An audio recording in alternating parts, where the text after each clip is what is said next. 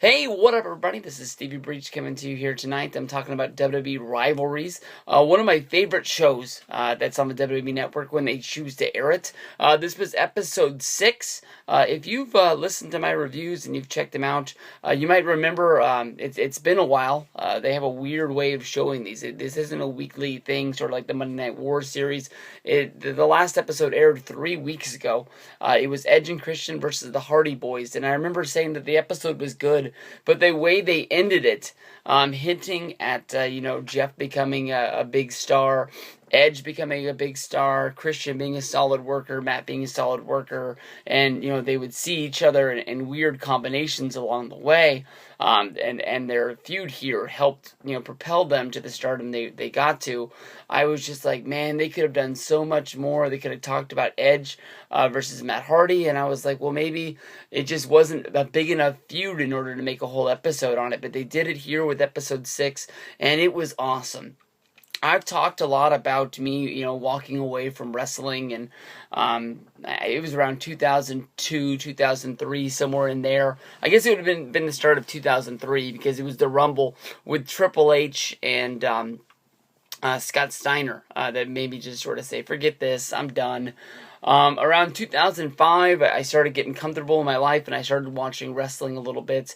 And, throughout my absence, I would still pick up a WWE magazine. I would still flip through the sheets, and I would, be behind the wrestlers that I cared about, still trying to see what they were doing, and still trying to keep up without watching the show.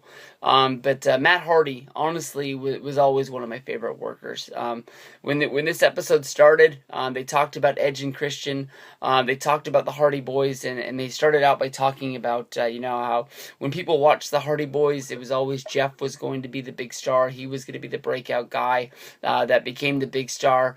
And because of this, Matt sort of got left in the afterthoughts. If you've followed the Hardys' career the way that I have, and read a lot of articles about them, read their book, watched their shoot interviews, and done a whole bunch of things like that, Vince McMahon has a weird way of thinking about brothers that come into the company. Basically, even tag teams. It's basically how the Marty Jannetty situation happens, when people are saying, like, I don't want to be the Jannetty of the tag team, is that, when a tag team splits, people, Vince McMahon thinks people get confused. And, there's two wrestlers, there's Matt Hardy and there's Jeff Hardy. If Jeff's wrestling on Raw and Matt's wrestling on Raw, people want to know why they're not together, and it sort of takes away from the one competitor. So Vince for a while was betting on Jeff Hardy becoming a big star.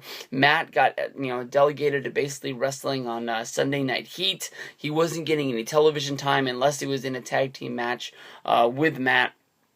And, they had sort of fought against, breaking up the tag team, because at the same time, Edge and Christian had broke up, and if they were supposed to do a breakup as well of their tag team, things would have just got lost in the shuffle. I do remember for a small time, it wasn't talked about on the episode, Christian and Matt Hardy did reform as a tag team and wrestled a few matches. To me, honestly, when I watched them in matches, they just sort of felt like it was a dump off, just like, these guys are going to be single stars, these guys don't have anything for them, so go out there and wrestle some tag team matches. And it just wasn't the same. It was like watching Devon and Spike Dudley as a tag team. Like, yeah, it's the Dudleys, but it's not really the Dudleys. They talk about the Matt trying to find a way to strike up his own career. He found success by going over to SmackDown, but through this, he had a few setbacks along the way. They talk about in 2002, Lita has a neck injury where she has to be out of the business for a year to heal her neck with it getting injured. And in 2003, Edge has another injury where he gets taken out. Throughout this, Matt is trying to be at home, trying to be with Lita. He's trying to regain his own career and trying to keep it going.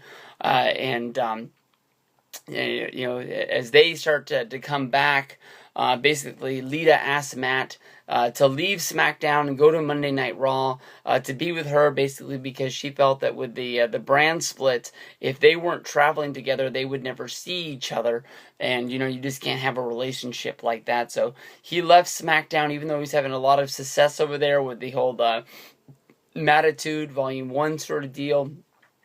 He goes over to Monday Night Raw, sparks up the thing with him and Lita again, and then Edge comes back, and around 2004, it's funny how they all happen in successful years in a row. Matt has a knee injury, I believe it was an ACL, which is going to keep him out for a year, so he's at home. He's, getting himself rehabilitated. He's trying to get himself back into action. He, climbs all the way back up, and he starts going back on the road and wrestling again. And around this time, Lita is acting really weird. During the time when Matt was out injured, Lita, who was a different kind of chick, she wasn't really one of the divas. She didn't like traveling with the divas. And the way that Team Extreme was, they always sort of shared a room with Edge and Christian. Matt and Jeff Hardy, they were always sort of a package deal. Jeff at this time had been fired by WWE. I think he was wrestling in TNA at this point, and it was just Edge who would wrestle. He was on the same brand, and they would travel singly. So they just said, "Hey, we'll just start, traveling together." And then around this time is when Lita and Edge, they start smashing up. They become their own couple, and the way Matt tells the story is just one night he couldn't sleep. He got up and, from, one side of the house, he looked and saw the blaring light inside Lita's purse. It ended up being her cell phone because they were being so weird. He ended up listening to the voicemail message, which ended up being Edge basically saying, if you're going to be with Matt, that's fine, but you got to tell me. I just wanted to tell you that I love you, and then without you, I don't really, feel the same. This is weird because of how close Edge and Matt Hardy were, as they were friends, all in this team together. They all basically got each other over and got each other to the success that they were. It was like, when you think of Edge and Christian, when you think of the Hardy Boys, when you think of the Dudleys, you think of the the three-way ladder matches and the TLC matches and everything that comes along with that. And I don't think that without each other they become the stars that they do. But basically, it was a stab in the back with Edge, stealing Lita. As Lita would say that there had to be something wrong for her to go and fall in love with somebody else. But there's a huge backlash where basically Matt Hardy starts leaking the news out onto the internet because he's heartbroken and he's upset, which just leads into one of the biggest stories that were out there. I mean, like I said earlier, like when I talk about getting back into wrestling, I think 2005, 2006, I wouldn't be making videos like this. It took me all the way till 2010 when I went to my first WrestleMania, WrestleMania 26, and I give a lot of it to the Nexus invasion as well. That's what just really like put me over the top, going back to just being all into wrestling. Like in 2005, 2006, I used things like this. I saw the end of the Triple H versus Batista feud. Those are the things that really, just started to get me watch the shows again. But I would watch the shows, and some stuff was good, but I really got a lot of jollies out of watching things that were bad and sort of making fun of it. Just sort of like, why am I putting myself through this? But I keep doing it. Basically, things all pour out. They have John Laurinaitis on there, who is head of talent relations, and it just got to a point where the locker room was just falling apart. So they looked around and they said, if we take Matt out of this situation, we'll probably get better. They had a lot of stock in Lita being one of the biggest women's stars they had. They had a lot of stock in Edge, who's going to become one of the biggest single stars they had. Matt was a great worker. Matt was great, with the fans, but he really wasn't going to be the number one guy of the company at any point. So they let Matt go. But because of how great Matt was with social media, with his website, and using, I think MySpace was going at the time, he was able to tell his side of the story, that he was fired, for the wrong reasons, that he should still be there, and it's not right how the people that did wrong ended up, being able to, go on and find success from this. Then basically the crowd just, Lita is supposed to be a baby face, and the crowd just would flat out turn on Lita, say, you screwed Matt, they'd chant, we want Matt. There's a great Madison Square Garden Lita versus Trish promo, where Trish is supposed to be the biggest, she's basically playing a slut at the time, promo against Lita, and she has to stop what she's saying because the crowd is 100%. And I can't remember what smart comment she had, but she tried to save it, but it just was unsavable to the point. And then if you're watching this, you're reading everything in the sheets. It's like the best. It's like the best story to ever, dump in your lap. It's like every day you're getting more of this story, whether if it's Edge says something, Lita says something, Matt says something. It just keeps building on top of each other. I remember just at the right time, a Hardy Boys shoot interview came out because Jeff wasn't in the company at the time and Matt had been fired. There was 3 discs. It was like the best thing of all time. Or a video came out with the Matt Hardy shoot where it got to talk about everything that went down. So this was like the biggest, the story. It was awesome. All of a sudden you're watching Raw one night, and out of the middle of nowhere, I mean, like with no warning, there was no dirt sheet thing. Matt Hardy is in the city. Matt Hardy is at the arena. You're just watching Raw. They're about to go to a commercial. One of those just stupid sort of, there's Edge walking by the camera. Matt jumps out, blindsides him. They start fighting. A guy that's like one of the production assistants jumps out. He's trying to get Matt. Matt slips out the back door and runs off, and nobody knows what the hell happened. And from there, it's just Matt would come through the crowd and attack Edge, and it's just a weird situation. Like, you want to believe that it's fake, but at the same time, you're hoping that it's real.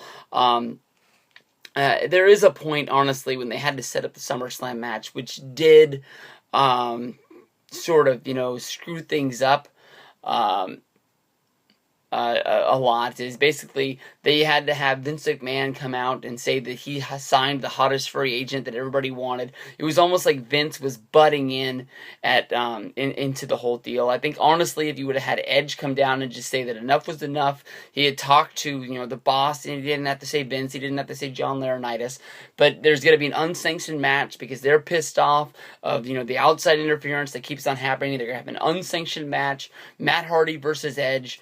And, they're going to have the match at SummerSlam. I think that would have been the best way to do it. But instead, Vince McMahon has Matt Hardy get out of the limo, come down, gives him a live mic. Matt gets to dump out his brains. We have this match at SummerSlam, and it ends up only being 4 minutes. But it's exactly what everybody wanted. People just wanted to see these guys beat the hell out of each other, and that's exactly what they did. Matt ends up getting busted open. The referee says that he can't go. From there, they have a Raw match, which was a street fight with them, fighting throughout the arena. Matt hits a twist of fate, and they land on all the electrical equipment, and they make it look like they're getting all shocked and all blown up. And it was a big, huge, thing that happened on Monday Night Raw. Because of this, Bischoff says that he can't trust Matt, he can't trust Edge. Around the fans, so basically he's going to put them in a steel cage match in Unforgiven, and he's going to hope that this is going to end everything.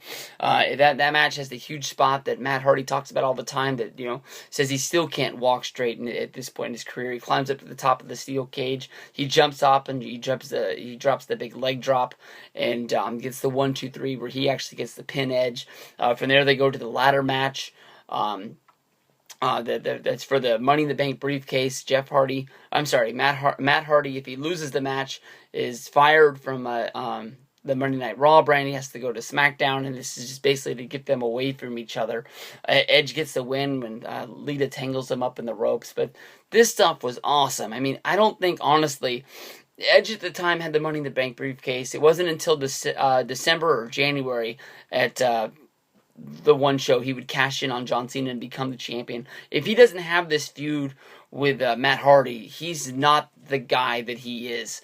If he doesn't have this whole thing where the fans turn on him and he finds the fire of the fans hating him because of the whole Lita situation, where he gets to go off on the internet marks and the guys who've never had a girlfriend and the guys who live down in their parents' basements, he finds a different side of the rated R superstar because of this section of his life. And when people say that you find the realism in yourself, this is an awesome episode. Go out of your way. This is great wrestling stuff. It might not be the greatest rivalry of all time, but this will get you fired up to go watch the other matches from along the way.